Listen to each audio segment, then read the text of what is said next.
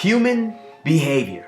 It's a subject matter that is astonishing in its complexity. So one can imagine that finding ways to communicate employment standards and occupational health and safety requirements to encourage proactive learning and behavior change can be a difficult task, especially considering how easily they're ignored. Such concerns make up the emerging field of behavioral economics. Behavioral economics combines elements of economics and psychology to understand human behavior, even when it's irrational. Deloitte, Ipsos Reid, ES, and OHS collaborated on a project to understand what are the best ways to deliver ES and OHS information and services. We are also developing a tool that would give the ministry better insights and channels to subtly nudge citizens using behavioral interventions. Meet Eric. Eric was fired from his job as a line cook for being late for the second time in a week. Management didn't really seem to care why he was late, even though Eric thought he had some perfectly legitimate reasons. Meet Karen. She wanted to take some time off from work. She was dealing with some abusive behavior from her boss and needed to figure out the next steps. Meet George. George is thinking of getting back into the workforce. He took some time off to write a novel that he was dying to write.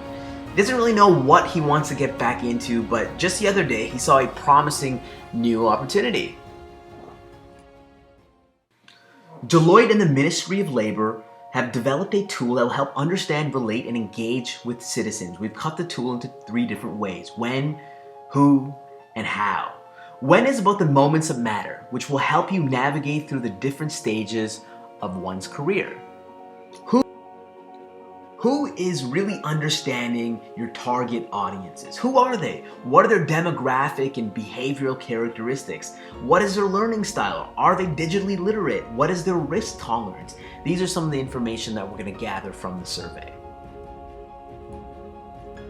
And then there's how, which is the engagement strategies and all the details on how you would engage with your target audiences, including the details of how you would implement it, what is the effort and timing, what are the benefits, and what is the timeline. George's new gig is in an industry he's unfamiliar with, but he's confident that his old knowledge will apply. Should he be? George has very specific informational needs and needs to be communicated with using traditional methods. He's still getting used to that new iPhone his daughter gave him for Christmas. He might think he's got his bases covered, but we can help him open his eyes.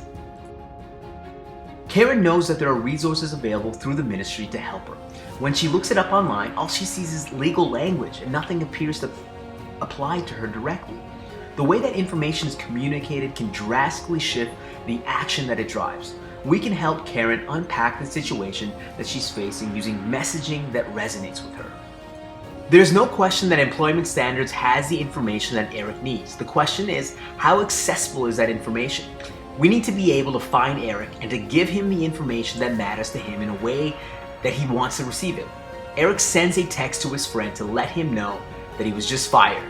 What if the next text he sent was directly to the ministry?